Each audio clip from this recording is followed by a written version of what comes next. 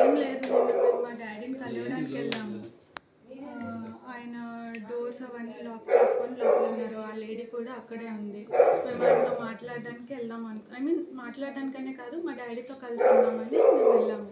But మేము messages చేసినా, phone calls చేసినా ఆయన లిఫ్ట్ చేయలేదు, దేనికి రెస్పాండ్ అవ్వలేదు. సో ఏంటి అంటే వాళ్ళు ఎప్పుడో ఒకప్పటికైనా డోర్ తీస్తారు కదా అని మేము బయట వెయిట్ చేస్తాం.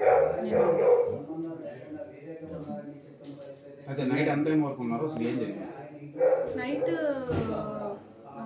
యాక్చువల్లీ నేను ఆఫ్టర్నూన్ 3 నుంచి నైట్ 1:30, 2 వరకు ఉన్నాను. బట్ వాళ్ళు ఎవరు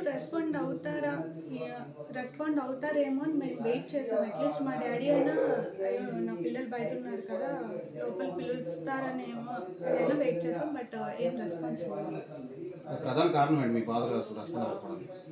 ఆ లేడీ ఆమెతో ఉండడమే రెస్పాండ్ అవుతుంది. చాలా మంత్స్ అవుతుంది. లాస్ట్ ఇయర్ నుంచి దూరంగానే ఉంటుంది. ఈ మధ్యకాలంలో మీరు కలవడానికి వెళ్ళాం. లాస్ట్ ఇయర్ వినాయక చవితి అప్పుడు మాట్లాడడానికి వెళ్ళాం. అప్పుడు మా డాడీ వాళ్ళ బ్రదర్ అండ్ వాళ్ళ మదర్ ఏం చేశారంటే మమ్మల్ని లోపలికి రానివ్వకుండా, మేమేదో వాళ్ళకి అటాక్ ఇస్తున్నాం అన్నట్టు క్రియేట్ చేసి మా డాడీతో కలవనివ్వకుండా చేశారు.